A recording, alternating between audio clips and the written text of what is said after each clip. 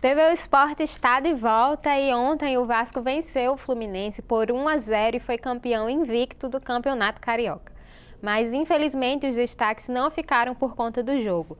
10 minutos antes do início do jogo, a Federação de Futebol do Estado do Rio de Janeiro confirmou que os portões permaneceriam fechados. Uma confusão se alastrou nos arredores do Maracanã. Polícia e torcedores entraram em confronto que terminou com mais de 20 feridos. Foi somente aos 30 minutos do primeiro tempo que os torcedores conseguiram entrar no estádio, após uma nova decisão judicial que abriu os portões. Infelizmente, o resultado do jogo foi ofuscado por essa tragédia, né? Mais uma vez, a gente está aqui para falar dessas confusões em competições pelo Brasil. Não, o resultado foi completamente ofuscado por essa situação, que na verdade assim, foi erro de todo mundo envolvido, das diretorias do Fluminense, do Vasco, até da própria justiça, né, com a desembargadora e suas decisões, e também com a gerência do Maracanã, que aí entre a questão do consórcio com o Fluminense, né, infelizmente a gente vê uma situação dessa, que foi e muito assim, influenciada pelas diretorias, principalmente do Vasco, porque, na verdade, essa novela dura uma semana já, né? O Fluminense que tem um consórcio com o Maracanã, então, por isso ele deveria ser o mandante da partida, mas de acordo com o regulamento do Campeonato Carioca, o Vasco era o mandante, então aí ficou essa discussão sobre quem ia vender ingresso no setor sul. Os dirigentes se reuniram na sexta-feira para discutir como é que seria feita essa distribuição dos ingressos e o Vasco começou a vender, né? Mas aí, na manhã do sábado para o domingo, foi lançada a decisão judicial de que não teria torcida, então já tinham sido vendidos vários ingressos e a gente não sabia como é que ia ficar a situação porque o clube continuou, principalmente o Vasco, né, incentivando que a torcida fosse comparecesse no Maracanã. Inclusive, isso é o mais lamentável, né? Porque você sabe a irresponsabilidade que é você incentivar que uma torcida vá ao estádio sabendo que ela não vai poder entrar e que pode eventualmente acontecer o que infelizmente aconteceu, né? Exatamente, o torcedor comprou um ingresso, teve o próprio presidente falando para comparecer, chegou lá no Maracanã e não conseguiu entrar, né, por causa de decisões judiciais. E aí depois o desembargador em plantão tomou a decisão e no meio do primeiro tempo a torcida conseguiu entrar, então foi uma confusão, a gente não sabe se as pessoas foram revistadas, alguém poderia ter entrado com qualquer tipo de arma, por exemplo, isso poderia facilmente ter acontecido, porque a segurança não foi cumprida, pessoas que não tinham ingresso poderiam ter entrado, então foi assim um descaso de todos os envolvidos e principalmente também da polícia, né, que reagiu com a torcida do Vasco de uma forma completamente inadequada. Tinha muito idoso, muita criança envolvido. A gente tem que sempre lembrar, né, que estádio é lugar de família, é lugar de criança, de mulher, de quem quiser estar lá, né? Então a gente vê mais uma vez uma situação dessa de violência acontecendo nos estádios que podem até levar a trauma das pessoas que compareceram, né, e fazer com que torcedores fiéis não queiram conjunto, né? Nada funcionou, né? A justiça acabou criando esse desencontro, os dirigentes, e acabou que a polícia também, então ninguém soube lidar, e quem acabou pagando com isso sempre são os torcedores, né? E não é de hoje que a gente vê isso no futebol brasileiro. Um clássico como esse devia ter tido uma preparação melhor e não tudo assim em cima da hora. É algo que a gente sempre discute. A Federação Carioca sempre é criticada a cada edição do campeonato, então é algo que já deveria ser mais consolidado, né? As decisões que giram em torno de clássicos e finais desse tipo. E aí, no final do jogo, né, com a comemoração do Vasco, a gente ainda teve um jogador, Felipe Bastos, filmando vídeo com conteúdo homofóbico, então aí já entra outra questão. A final foi completamente ofuscada por essas situações que aconteceram e o Fluminense até se pronunciou sobre o assunto, né, que é um time de todos e não daquilo que o Felipe estava falando no vídeo. Foi uma situação completamente lamentável. Eu acho que vale lembrar também que quando a decisão foi dada de que o jogo ia acontecer com portões fechados, a juíza também determinou que os valores dos ingressos fossem devolvidos, né? Sim. Então ficou essa coisa de tipo, o valor ia ser devolvido, mas ao mesmo tempo o seu time estava lhe chamando para ir para lá. Então eu acho, enfim, né? O TJD falou que provavelmente vai haver uma punição aos times, a gente ainda não sabe como isso vai ser, mas vamos ficar acompanhando. E sábado o ABC enfrentou o CRB pela Copa do Nordeste. O Alvinegro jogou sem torcida e empatou por 0-0 com o time alagoano. Nossa equipe foi até lá e você confere agora na matéria de Camila Emily.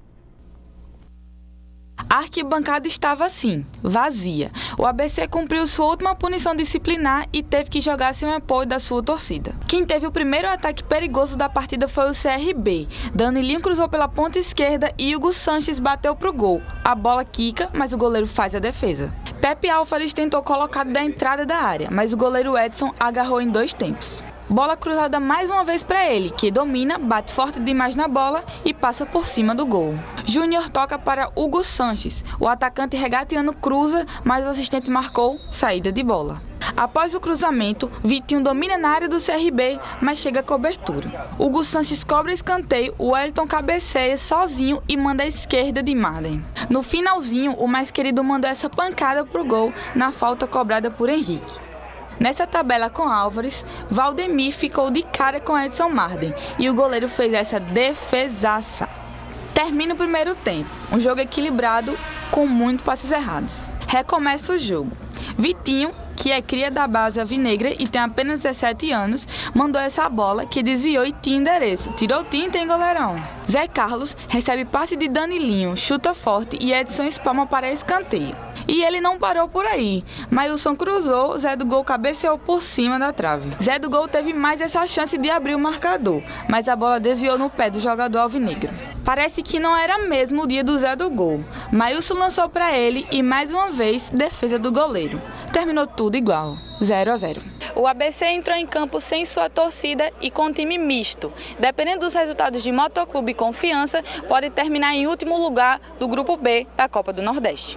O jogo talvez não tenha sido aquele melhor jogo de se assistir, mas eu fiquei muito satisfeito com o desenvolvimento dos meus atletas, principalmente aqueles que não vinham jogando sem ritmo, como eu já falei, e que estrearam hoje pela primeira vez no elenco profissional. Obrigada, Camila, pela matéria. E podemos dizer que o jogo foi sem muitas emoções e o resultado, como vem sendo de um tempo pra cá, não agradou muito Raniele, não. Né? Você pode falar isso com toda certeza. Não saiu o gol do Zé do Gol, né? Não mesmo. Partida completamente morna. A gente viu que o ABC teve um pouco mais de volume de jogo no primeiro tempo, mas não soube o que fazer com isso. Faz semanas que a gente vem falando do problema da finalização, mas tem problema também de decisão, né? Muitas situações aí que o chute a gol poderia ter sido um passe, existiam melhores estratégias, isso é algo que o clube precisa ver, mas também vale lembrar que o ABC poupou vários jogadores, né? Só foram 3 titulares para esse jogo, e o Raniele deixou claro já desde sempre que a Copa do Nordeste não é uma prioridade para a equipe, e sim o Potiguar. Vamos ver como é que vai ser na final, né? Mas na segunda etapa o CRB voltou com mais assertividade, mas também pecou na finalização, o Zé do Gol principalmente, mas a situação para o ABC no grupo B está bem difícil, porque o grupo que o ABC está é muito competitivo, está com 5 pontos agora na 8ª colocação, se bem que os 2 times anteriores, né, o Náutico e o Bahia também têm 5 pontos, mas lá em cima nós temos Ceará com 8, CSA com 8 também, e Botafogo da Paraíba em terceiro com 8. Então, está tudo muito truncado, mas a situação não está muito favorável para o alvinegro. E nós vimos que o Raniele segue pressionado, né? Você até vê, né, do jeito que ele fala nas entrevistas, semana passada ele também estava bem abatido, né, com os resultados, e agora novamente, né, com esse empate aí que não está ajudando muito o alvinegro. Mas vamos ver na quarta-feira, né, como é que vai ser. Pois é. Estamos próximos de conhecer o vencedor do primeiro turno do Potiguar. O América e o ABC vão fazer a final da Copa Cidade do Natal nesta quarta-feira. O Alvirrubro vai decidir em casa na Arena das Dunas às 8 horas da noite. Clássico aí na final. Pois é, a gente até meio que entrou no assunto, mas eu estou muito interessada em ver essa final, porque eu acho que no começo do campeonato, lá pelo meio, a gente tinha uma ideia do que poderia ser, mas agora os times estão chegando meio que iguais, né? Assim, a situação do ABC não está muito favorável e o América também já veio de vários problemas, então vai ser, assim, uma surpresa o resultado desse jogo, como é que vai ser, porque eu realmente não consigo fazer uma aposta. Será que essa respirada do América não deu pela chegada do novo técnico, né? Será que não deu novos ares à equipe, né? Que eles conseguiram resultados melhor do que estava conseguindo com o Luizinho? Eu não sei se 100%, porque a equipe do América também não está 100%, né? E a gente não viu o suficiente do Moacir para saber se o impacto foi realmente totalmente dele. Eu acho que o time ainda tem muito a apresentar, mas tem Adriano Pardal, né, artilheiro da competição, que pode ser aí uma arma para o América a mais, ainda mais considerando que o ABC recentemente não vem apresentando resultados muito favoráveis, assim, na questão do ataque, principalmente. E nós tivemos o infeliz exemplo agora do Campeonato Carioca e teremos um clássico, e clássico a gente sabe que sempre deixa todo mundo meio ansioso, assim, meio nervoso, né? O que vocês acham que pode acontecer para que não se repita o que aconteceu lá no Rio de Janeiro? Olha, essa é uma questão muito sensível, porque eu particularmente acho que jogos, por exemplo, de torcida única, é muito triste a gente ver, né? Mas infelizmente a situação do futebol brasileiro meio que está forçando essa barra aí. A gente não vai ter uma torcida única nesse clássico agora potiguar, porque ambos os times estão vendendo seus ingressos. Infelizmente, nos últimos clássicos que a gente teve, existiram sim algumas confusões, mas a gente espera que a polícia coopere com os dirigentes e os torcedores vão querendo torcer para os seus times e não criar nenhum tipo de confusão. Vamos esperar. E a CBF divulgou na última sexta-feira as datas e os horários da segunda fase da Copa do Brasil. Nesta etapa, 40 clubes estarão presentes. Os confrontos vão acontecer em jogo único e sem vantagem de empate. Todos os times potiguares participantes da competição avançaram. No dia 6 de março, o Santa Cruz de Natal vai enfrentar o Bahia no Arena das Dunas. Já no dia 7, o ABC pega o Motoclube do Maranhão no Frasqueirão. Quem tem uma tarefa mais complicada é o América, que vai enfrentar o Santos em São Paulo também no dia 7. Infelizmente, o nosso tempo é curto e o TV Esporte de hoje vai ficando por aqui. Quero agradecer às nossas comentaristas por mais um programa. Obrigada, meninas. Que é isso, obrigada a você, Milka, Eline e todo mundo assistindo. Obrigada, meninas. Obrigada, pessoal de casa.